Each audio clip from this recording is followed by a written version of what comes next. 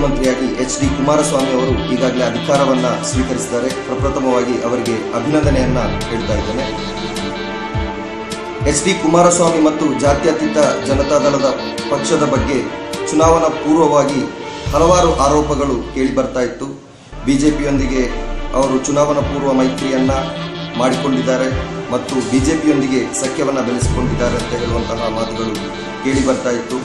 ಅದೇನೇ ಇದ್ರೂ ಕೂಡ ಇದೀಗ ಚುನಾವಣೆಯ ನಂತರ ಕೋಮುವಾದವನ್ನು ಸೋಲಿಸಬೇಕು, ಕೋಮುವಾದಿಗಳನ್ನು ಕರ್ನಾಟಕದಲ್ಲಿ ಯಾವುದೇ ಕಾರಣಕ್ಕೂ ಅಧಿಕಾರ ನಡೆಸಲಿಕ್ಕೆ ಬಿಡಬಾರದು ಅನ್ನುವಂತಹ ಯೋಚನೆಯೊಂದಿಗೆ JDS ಮತ್ತು ಕಾಂಗ್ರೆಸ್ ಪಕ್ಷಗಳ ಈ ಒಂದು ಮೈತ್ರಿ ಏನಿದೆ, ಇದು ಕರ್ನಾಟಕ ಜನತೆಗೆ ಈ ಎರಡೂ ಪಕ್ಷಗಳು ಕೋಮುವಾದದ ವಿರುದ್ಧ ನೀಡಿದಂತಹ ಒಂದು ಆದೇಶವಾಗಿರ್ತದೆ ಅಂತ ಹೇಳಿ ಈ ಸಂದರ್ಭದಲ್ಲಿ ಹೇಳಲಿಕ್ಕೆ ಇಷ್ಟಪಡ್ತಾ ಇದ್ದೇನೆ.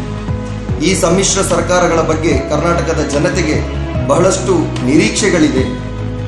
ಯಾಕೆಂತ ಹೇಳಿದ್ರೆ, ಕೋಮುವಾದಿ ಶಕ್ತಿಗಳಿಂದ ನೋವನ್ನ ಉಂಡಂತಹ, ಪ್ರಾಣವನ್ನ ಕಳೆದುಕೊಂಡಂತಹ ಒಂದು ದೊಡ್ಡ ಸಮೂಹ ಕರ್ನಾಟಕದಲ್ಲಿ ಇರುವುದರಿಂದ ಆ ಎಲ್ಲ ಜನತೆ ಕೂಡ ಈ ಒಂದು ಸರ್ಕಾರದಿಂದ ನ್ಯಾಯವನ್ನ ನಿರೀಕ್ಷಿಸ್ತಾ ಇದ್ದಾರೆ.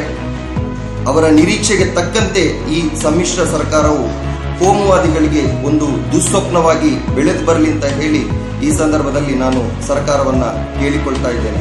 ವಿಶೇಷವಾಗಿ ದಕ್ಷಿಣ ಕನ್ನಡ ಜಿಲ್ಲೆಯಲ್ಲಿ ಸಂಘ ಪರಿವಾರ ಮತ್ತೆ ತನ್ನ ಬಾಲವನ್ನ ಬಿಚ್ಚಿಕೊಂಡಿದೆ.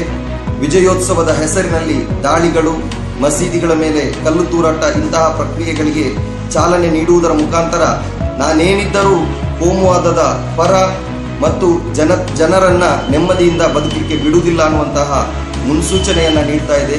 ಈ ಪ್ರದೇಶಗಳಿಗೆ ಈ ಹೊಸ ಸಮ್ಮಿಶ್ರ ಸರ್ಕಾರವು ಖಡಕ್ ಪೊಲೀಸ್ ಅಧಿಕಾರಿಗಳನ್ನ ನೇಮಕ ಮಾಡಿ ಅಲ್ಪಸಂಖ್ಯಾತರಿಗೆ ಮತ್ತು ದಲಿತರಿಗೆ ಸೂಕ್ತ ರಕ್ಷಣೆಯ ವ್ಯವಸ್ಥೆಯನ್ನ ಮಾಡಿಕೊಡ್ಬೇಕಾಗಿರುವಂತದ್ದು ಈ ಸರ್ಕಾರದ ಜವಾಬ್ದಾರಿಯಾಗಿರ್ತದೆ.